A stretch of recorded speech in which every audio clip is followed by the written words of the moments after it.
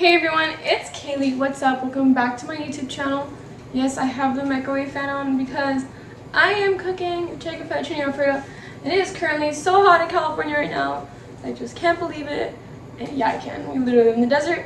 So today I'm going to show you guys that I am propagating my Monstera albo variegata, and she is doing awesome.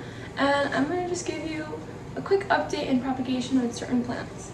So this is my little propagation. I have it in a little 4-inch cup with a little bit of water at the bottom because I have it in sphagnum moss and I don't want the moss to dry out and I stay out a lot because I'm always busy.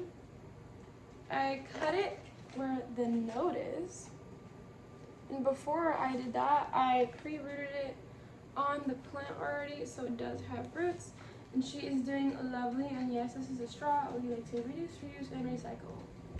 So I have decided that in this chop and prop, I'm going to be specifically talking about Monsteras. And that just every Monstera that I have, I'll be talking about. Oh, can't even talk. Okay, so the first Monstera I'm going to be talking about is the Monstera adansoii narrow form. Honestly, I have found that this one grows a lot slower than the wide form. And I like it. It's just, they grow a lot more leggier in my opinion. Okay, so first of all, this is my Monstera adansoii narrow form, and I propagate these all the time. It always stays pretty small. So like I show you in most of my videos, this is the internode.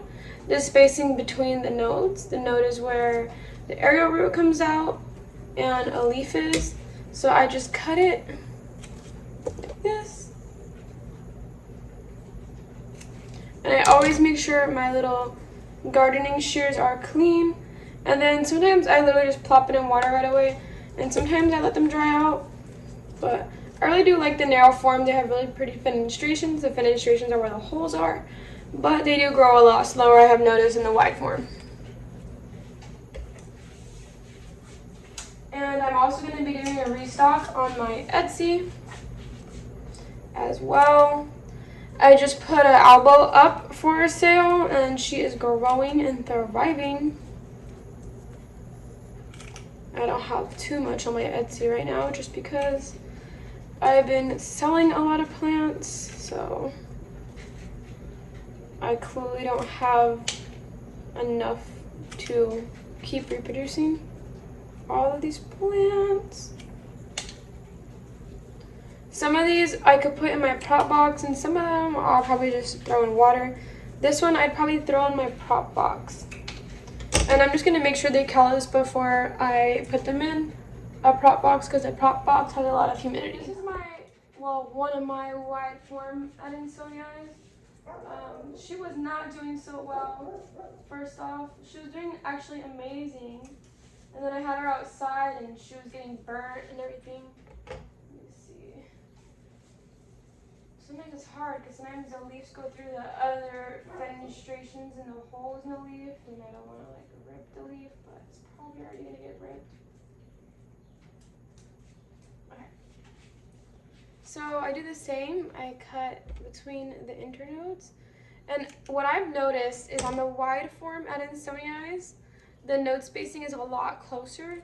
And I've tried to cut the narrow form adansoii to promote closer node growth, so I could have a more bushier plant, and it has never worked out for me.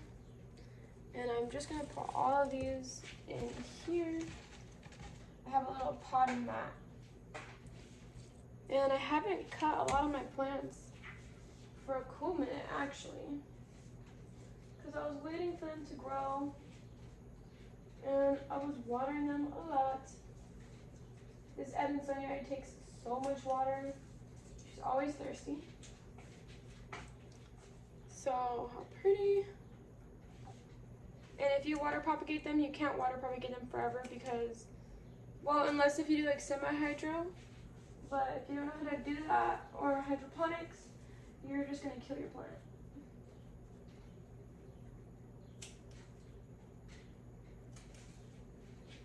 Ta-da!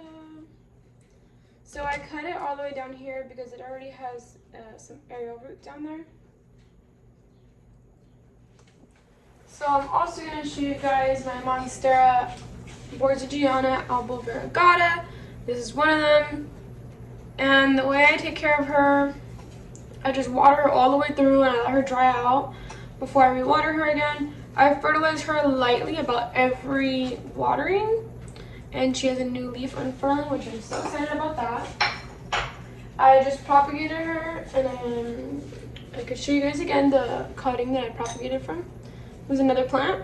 And this is my Monstera adansoii variegata.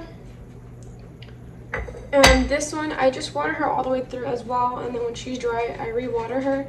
She has a little bit of burning because a lot of the leaves are pretty white. I hope she produces more green because it's not super good if they have a lot of white. You want about 50% white and 50% green. So I literally did just water her all the way through with fish fertilizer and water, and I do lightly dilute it. Well, I make it very diluted actually. And I'm gonna leave her in a darker place because we don't want any of the leaves to burn much anymore. So she's been doing fine in a darker place, and yeah. And my variegated ones, I will not cut back until they have a lot of new growth. I do also have the regular Monstera deliciosa. She is doing fine, I would say. I cut her all the way back, sold a whole bunch. And when I did, my mother plant was starting to die. So this is the cutting I have of my mother plant. My mother plant is literally just a stub right now, and I would say my cutting's doing pretty good. Surprising that you could see a root at the bottom. And I do change out her water, and I do fertilize her. This is fertilized water right now.